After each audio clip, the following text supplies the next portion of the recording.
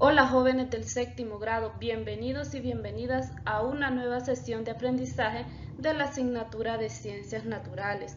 Hoy miércoles 2 de septiembre del 2020 les saluda cordialmente la profesora Jocelyn Arias, docente del Departamento del Paraíso.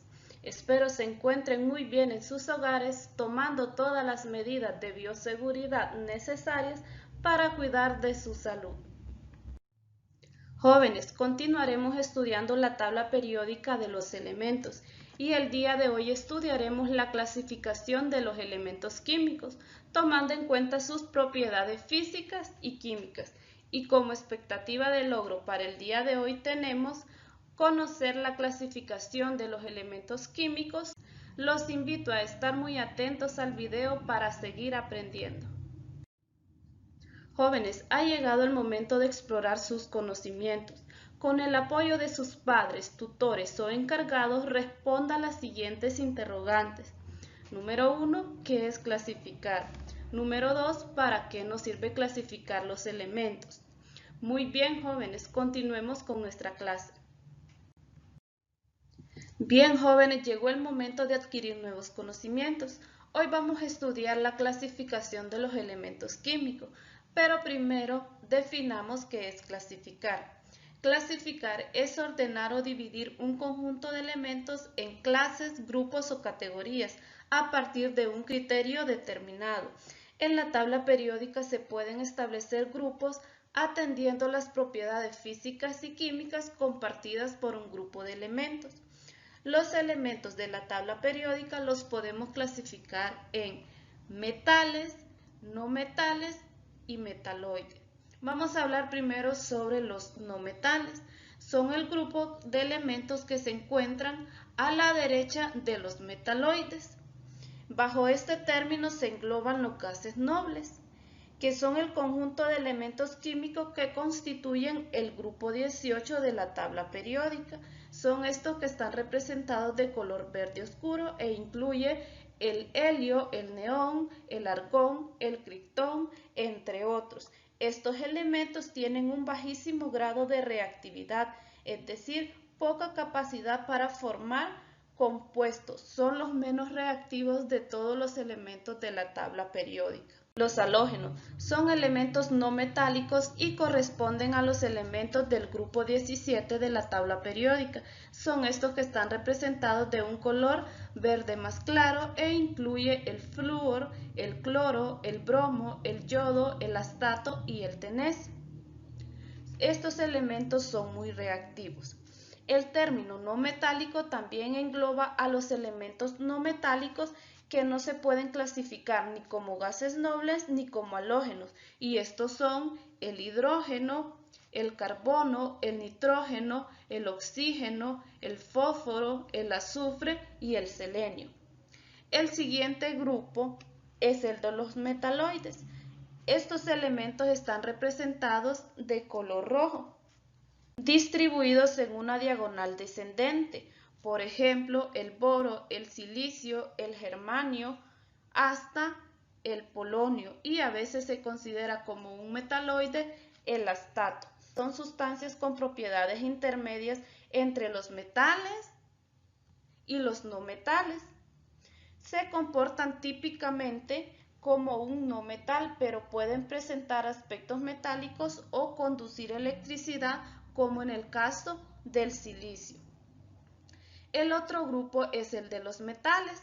Son aquellos elementos químicos situados a la izquierda de los metaloides e incluye aproximadamente el 80% de los elementos químicos.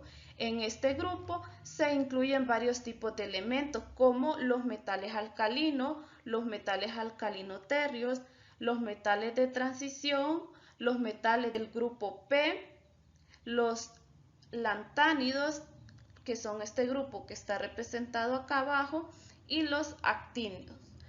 Los metales son elementos químicos de alta densidad, en su mayoría son sólidos a excepción del mercurio que se encuentra en estado líquido.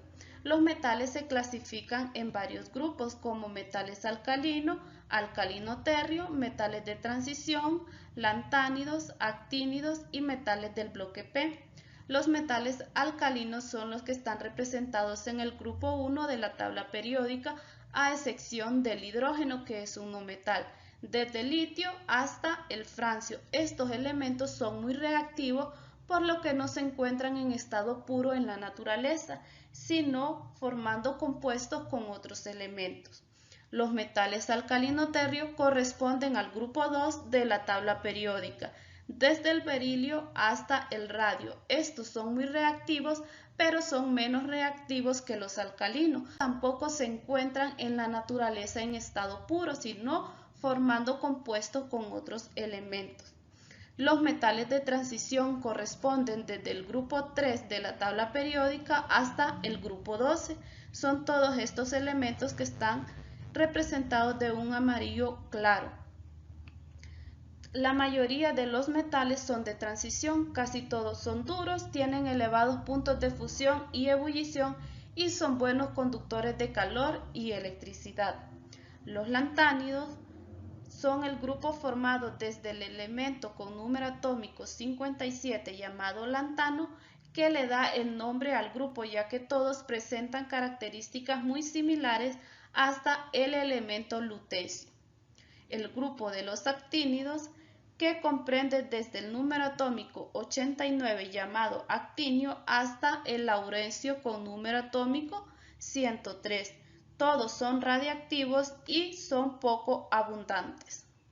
Los metales del bloque P están representados de color gris. Son elementos ubicados entre los metaloides y los metales de transición, como por ejemplo el aluminio, el galio, el indio, entre otros. Estos elementos se consideran metales, pero suelen tener características metálicas más moderadas, como por ejemplo suelen ser más blandos y malos conductores de electricidad. Ahora estudiaremos las propiedades generales de los metales. La primera propiedad que vamos a estudiar es el brillo. Los metales poseen la capacidad de reflejar la luz, de manera que les aporta un brillo particular y que puede ser diferente según el metal. La siguiente propiedad es el color.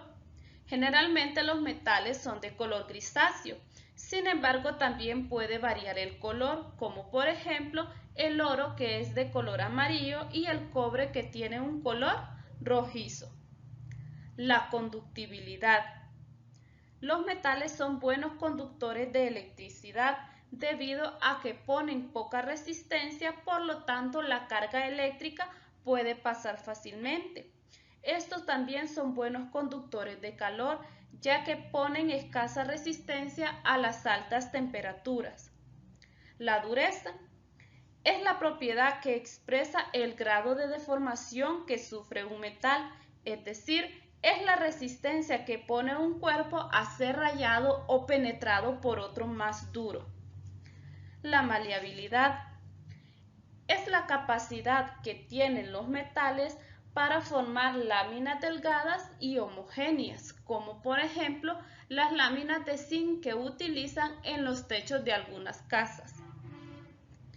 La ductibilidad es la capacidad para formar alambres o hilos homogéneos, como por ejemplo el cobre, que lo transforman en delgados hilos para formar cables para conducir la electricidad.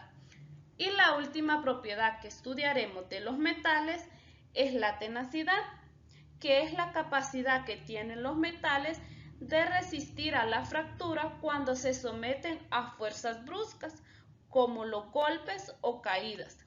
Entre más tenaz sea un metal, menos propenso a romperse será. Los usos de los metales son muy amplios. En la industria se utilizan con fines estructurales. También se utilizan en la fabricación de joyería, en el cableado para la conducción de la electricidad, en la fabricación de latas para refresco, en las monedas, en las baterías, en la construcción de automóviles, aviones, en los utensilios de cocina y también para construcción de casas. También tienen fines biológicos, como el calcio, que es necesario para mantener los huesos sanos, el hierro, que es necesario para el crecimiento y desarrollo del cuerpo. El sodio es clave para el correcto funcionamiento de los nervios y los músculos. Otros metales que se utilizan con fines biológicos son el potasio, el magnesio, el manganeso, el zinc, el cobalto, entre otros. Jóvenes, ha llegado el momento de valorar cuánto hemos aprendido el día de hoy. En su cuaderno, de forma muy ordenada, me van a escribir 15 elementos metálicos con su nombre, símbolo y número atómico. Estimados estudiantes, por el día de hoy hemos finalizado. Gracias por su atención y recuerda, te queremos estudiando en casa.